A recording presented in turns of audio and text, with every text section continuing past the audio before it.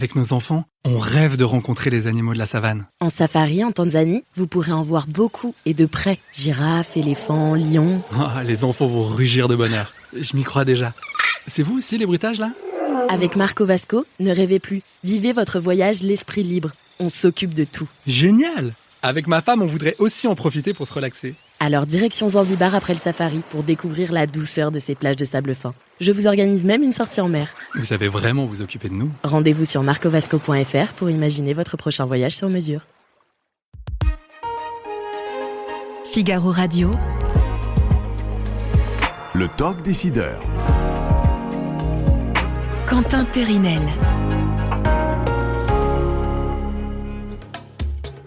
Jean-Christophe Lambert, bonjour. Bonjour Quentin. Il y a deux catégories de personnes, je pense en réalité, celles qui ont une peur bleue, une frousse effroyable de l'avion, et puis les autres. Vous êtes de quel côté, vous ? Je fais partie des autres. Ah ouais, donc vous n'avez pas peur, vous êtes à l'aise, jamais de petites frayeurs pendant des turbulences un petit peu Non, j'ai confiance en la technologie et du coup, je suis bien placé pour, mais du coup, non, j'ai pas du tout peur. Mais je connais des gens qui développent des avions et qui ne prennent jamais l'avion par peur. Ah. Mais j'en fais pas partie. Bonjour à tous et bienvenue au Talk Décideur du Figaro, avec aujourd'hui en face de moi Jean-Christophe Lambert, cofondateur de Ascendance Flight Technology. Ma question n'était pas anodine, ma première question n'était pas anodine. Vous avez créé cette boîte en 2018, vous la créez à Paris, vous êtes incubé à Paris, et ensuite vous rejoignez Toulouse. Pitchez-moi votre boîte, voilà, pitchez-moi Ascendance, vous avez 1 minute, pas plus. Alors Ascendance, on travaille sur la décarbonation de l'aviation en développant notamment des technologies hybrides électriques qu'on embarque dans des avions qui veulent se décarboner.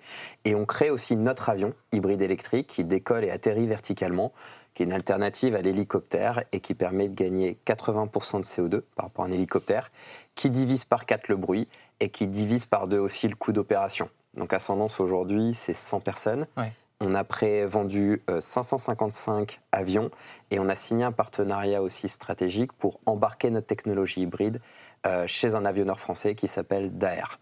C'est très clair et très concret, Jean-Christophe Lambert. On va développer un peu ce que vous venez de me dire. Vous avez alors une expression que vous venez de me dire qui m'a fait tiquer. Vous dites les avions qui veulent se décarboner. En réalité, aujourd'hui, c'est à peu près tous les avions qui veulent se décarboner, non ? Tous les avions doivent se décarboner. Ouais. On est parti en 2018 où ce que j'expliquais, c'est qu'on a créé notre société parce qu'on avait la conviction que ça n'allait pas assez vite. Maintenant, on n'explique plus pourquoi il faut se décarboner, mais quand, comment, et c'est une bonne chose. Donc effectivement, la vocation, c'est d'intégrer des technologies Ascendance dans tous les avions pour qu'ils soient décarbonés. Alors, vous avez passé plus de 7 années, quasiment 10 ans chez Airbus. Alors, vous étiez à Paris, en revanche, vous n'étiez pas à Toulouse. Donc, vous avez découvert Toulouse après avoir quitté Airbus, ce qui était amusant. Est-ce que c'est cette expérience chez Airbus qui vous a donné l'idée, de donner l'envie d'entreprendre, ce qui n'était peut-être pas évident pour vous dès le début? Vous n'êtes peut-être pas un entrepreneur né? Non, exactement. J'ai toujours voulu entreprendre, mais je ne me considère pas comme un serial entrepreneur avec 10 idées à la minute. Je n'ai pas monté 4 boîtes. Donc, je suis rentré dans ma vie active avec une volonté d'entreprendre, parce que je trouve que créer des emplois, entreprendre, développer quelque chose de nouveau, c'est passionnant. Mais je n'avais pas l'idée. Donc, je suis rentré chez Airbus parce que les produits m'intéressent. Ouais. Et puis, au cours de mon évolution chez Airbus, un jour, on m'a appelé, on m'a dit, on doit faire traverser la Manche, donc faire Angleterre-France avec le premier avion électrique, 100 ans après Blériot, et on aimerait que tu prennes ce projet. Et donc j'ai pris le projet pendant 4 ans. On a fait traverser la Manche à cet avion, on a fait une version hybride électrique. Et en 2018, le projet s'est arrêté. Et là, on s'est dit avec mes 3 associés, donc 3 collègues de l'époque, mais c'est l'avenir, il faut aller plus vite.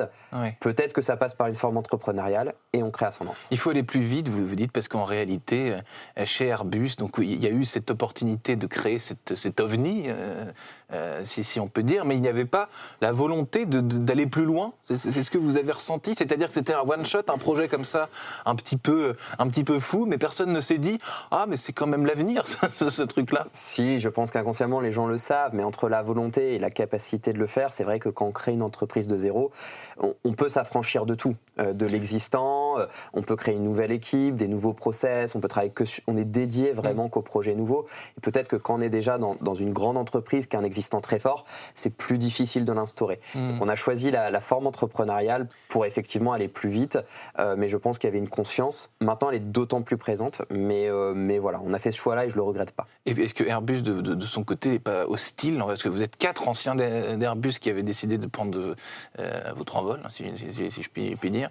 Airbus, de son côté, ne voit pas ça d'un mauvais œil? Non, parce que déjà on a quitté Airbus en bons termes, et puis on le voit plutôt comme le grand frère, et puis je pense que de toute façon, on n'a pas les qualités ou la grandeur, les moyens d'Airbus, comme nous on peut aussi apporter des choses, je parlais de l'agilité, de la rapidité qu'Airbus n'a pas, donc finalement on est très complémentaires, et puis nous on n'a pas la prétention d'être en front, donc non. Et puis c'est un client aussi peut-être? C'est peut-être un client, il y a des avions hybrides, à la fin les avions seront hybrides, donc peut-être qu'il y aura de la technologie ascendance chez Airbus, en tout cas on le souhaite.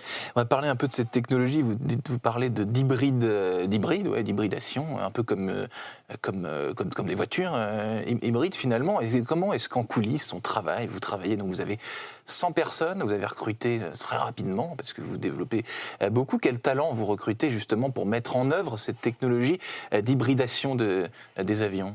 Des talents très divers. Alors ça reste des ingénieurs principalement, mais il faut savoir que quand on traite l'hybridation et quand on fait un avion, on a des ingénieurs aérodynamiques qui viennent de l'aéronautique, ou même qui viennent de la Formule 1. On a des ingénieurs batterie, on a des ingénieurs logiciels, on a des ingénieurs qui s'occupent du composite, de la mécanique. Donc en fait, ce qui est passionnant, c'est que dans cette équipe de 100 personnes, vous avez un nombre de thématiques qui sont abordées assez impressionnantes. Et vous avez la crème de l'ingénieur pour chacun des produits, des matériaux, si je puis dire, en gros, c'est ça. Alors on est très exigeant, mais on a la chance d'avoir les plus gros talents, et le talent apporte les talents, et donc vraiment on a une équipe. Est-ce que c'est facile, Jean-Christophe Lambert, de recruter la crème des ingénieurs français pour ceci, et de les emmener à Toulouse, qui est une très belle ville, absolument, mais que voilà, comment est-ce que les cartes à jouer pour recruter, les personnes viennent pour 2 raisons. La première, 3 raisons, j'ai envie de dire. Il y a le défi technologique. Faire un avion hybride électrique, ça n'existe pas. On veut certifier le premier avion hybride électrique au monde. Deuxièmement, c'est qu'on a une mission de décarbonation environnementale, donc des valeurs. Et la troisième, c'est une aventure entrepreneuriale. Donc ça, c'est nos atouts. Après, il faut les convaincre quand même qu'on a la bonne équipe, qu'on a les reins solides, qu'on a le bon projet, parce que c'est une étape dans la vie, ils ont des familles, et donc il faut quand même de la conviction. Voilà. Donc c'est du dialogue, c'est de la conviction, et puis c'est une volonté des gens d'un moment d'impacter, je crois que c'est très important chez eux, c'est ce qui les motive. Un vrai challenge de l'impact, et puis entrer dans l'histoire aussi, dans l'histoire, une certaine mesure. Exactement. Vous avez fait sensation au Salon du Bourget, donc à côté de Paris. Je crois que vous avez un carnet de commandes, vous l'avez dit en préambule, mais qui est rempli. Alors le premier vol est prévu fin 2024, et la mise en service plus globale en 2027. Et je lui leur question volontairement un peu bête, pourquoi est-ce si long? Vous qui parlez de rapidité depuis tout à l'heure. Alors c'est très rapide pour l'aéronautique, mais déjà parce qu'on est dans une industrie, donc il faut produire, on est sur un objet qui n'a jamais été certifié, on dépend de réglementation. Donc il faut une fiabilité. Exactement, vous me demandez pourquoi j'ai pas peur, parce qu'en développant un avion, je sais que les parties critiques, il faut démontrer qu'on n'a pas plus d'un événement critique tous les milliards d'événements. Donc vous imaginez la précision de ces technologies, et donc ça, pour le démontrer, pour le développer, ça prend un certain temps. Mais dans l'aéronautique, c'est très court, 2027, c'est demain, surtout pour des avions qui n'existent pas. On parle souvent de la décarbonation de l'aviation comme la 3e révolution de l'aviation, donc finalement on aurait porté une révolution en 6-7 ans, donc c'est très court pour une révolution. 6-7 ans, une révolution technologique de cette ampleur. Ce que vous me décrivez me fait penser à Tintin Objectif Lune et les grands détails de la fusée qui est assez similaire, si je vous écoute. Similaire, hein. On veut l'objet le plus fiable possible. Vous dites, moi, j'ai pas peur de l'avion parce que je vois en coulisses que pour certifier tous ces matériaux, cette technologie, c'est un livre de certifs épais comme ça, j'imagine, de cases à cocher. Exactement, c'est des démonstrations. Alors ça peut être sur des calculs, ça peut être sur de la démonstration physique, ça peut être sur de l'analogie, mais ça demande beaucoup d'écriture, de justification. C'est pas le plus passionnant, mais il est nécessaire. Vos clients, le marché que vous visez dans ce vaste espace du ciel? Alors, pour notre avion, c'est la mobilité régionale. Donc, notre avion, il peut parcourir 400-600 km. Donc, c'est le marché de l'hélicoptère, c'est le marché des petits avions. Et puis, pour notre technologie hybride électrique, ça peut être jusqu'aux avions aujourd'hui 80-100 places, tout ce qui est propulsé à hélice. Ah oui. Et puis, à long terme, ça peut être des gros avions comme des A320 sur de la micro-hybridation. Donc, c'est vrai qu'on a un panel de marchés très important qui vont prendre certains temps. Il y a des marchés accessibles dans les 5 ans, d'autres peut-être plus à 10 ans. Mais c'est une décarbonation qui va se prendre un peu de temps, c'est normal. Parce qu'en fait, quand on évoque les batteries et ce genre de matériaux, il y a une question qui revient sans cesse à la bouche, c'est la notion de durée, d'autonomie d'une batterie électrique et de longévité. Est-ce que, aujourd'hui, c'est la même question avec les voitures, est-ce que je peux, de Paris, aller en Bretagne en one-shot sans m'arrêter à une demi-heure? Il y a aussi la notion de charge, combien de temps ça prend, etc. Mais la vraie performance et la vraie fiabilité, c'est combien de temps je peux voler exactement? C'est pour ça qu'on a un hybride électrique, c'est-à-dire qu'on associe 2 sources d'énergie, une batterie qui va être en fait utilisée lors des décollages, atterrissages, et ensuite un carburant décarboné. Donc on parle du Sustainable Aviation Fuel, c'est ou du biofuel ou de l'hydrogène sur la phase de croisière. Et donc en utilisant l'hybridation, en fait on n'a pas de limite vraiment de distance, et donc ça permet d'être très facilement appliqué à l'aviation. Et c'est pour ça qu'on ne croit pas au tout électrique qui nous propose trop de limitations pour l'aviation dues aux batteries. Vous ne croyez pas en tout électrique pour les avions? Vous croyez... Alors, est-ce que cette vision que vous décrivez, c'est applicable aussi dans l'univers des voitures, où on parle de tout électrique de façon... Il y a un certain diktat. Alors, je ne suis pas de l'automobile. Ce que je peux dire juste, c'est qu'on a une contrainte étant de l'aviation, c'est qu'on lutte contre la gravité, et donc que n'a pas l'automobile. Et donc, quand on a trop de poids, c'est compliqué. Donc, ce qui est infaisable dans l'aviation peut être faisable dans l'automobile. Mais en tout cas, voilà, ma vision, elle est beaucoup plus sur l'aviation. L'automobile, je connais un petit peu moins. Mais en tout cas, on est dans une transition écologique et énergétique un peu similaire. C'est-à-dire qu'aujourd'hui, de toute façon, on ne peut plus rester sur les mêmes modèles thermiques, il faut changer. C'est inévitable. En 2050, il y a un objectif d'être à net zéro émission pour l'aviation. Et donc, on a quand même 20 ans devant nous. C'est long, mais c'est très court quand même pour décarboner tous les avions. Sur cette échelle. Cette échelle. Vous avez, donc vous l'avez dit, une centaine de salariés. Les process de recrutement dans une boîte comme la vôtre, c'est quoi? C'est 3... il y a 3 manches ou c'est plus simple que ça? Est-ce que c'est Non, c'est souvent 3 entretiens. On rencontre les ressources humaines, on rencontre les équipes et on rencontre une autre partie des équipes. Ce qui est important, c'est il y a une évaluation technique, mais si vous voulez, quand on fait un projet comme le nôtre, il ne faut pas avoir peur d'être dans l'incertitude, dans l'innovation. Il ne faut pas avoir peur de faire différentes choses. On n'est pas une grande entreprise, donc souvent, ce qui est passionnant, c'est qu'on voit beaucoup de choses, mais il ne faut pas avoir peur d'être multifonction.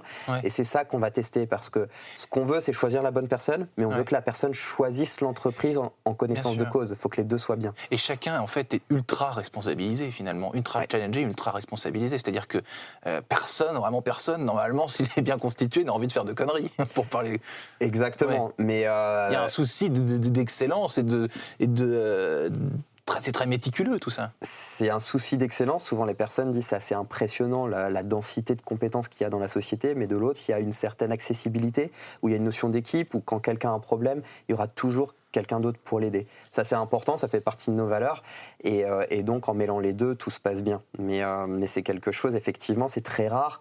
Il y a très peu d'environnements en Europe ou dans le monde où on peut avoir une vue sur un avion qui n'existe pas, aussi complexe, dans une si petite équipe. Ce qui fait aussi, c'est pour ça qu'on a beaucoup de passionnés, parce qu'il y a la passion qui parle pour nous rejoindre. Jean-Christophe Lambert, le passionné, cofondateur de Ascendance Flight Technology. Donc en 2018, vous décarbonez l'avion du futur dans une certaine mesure. Merci d'avoir répondu à mes questions pour le Talk Décideur du Figaro. À très bientôt. Avec grand plaisir, merci. Avec nos enfants, on rêve de rencontrer les animaux de la savane. En safari en Tanzanie, vous pourrez en voir beaucoup et de près. Girafes, éléphants, lions. Oh, les enfants vont rugir de bonheur. Je m'y crois déjà.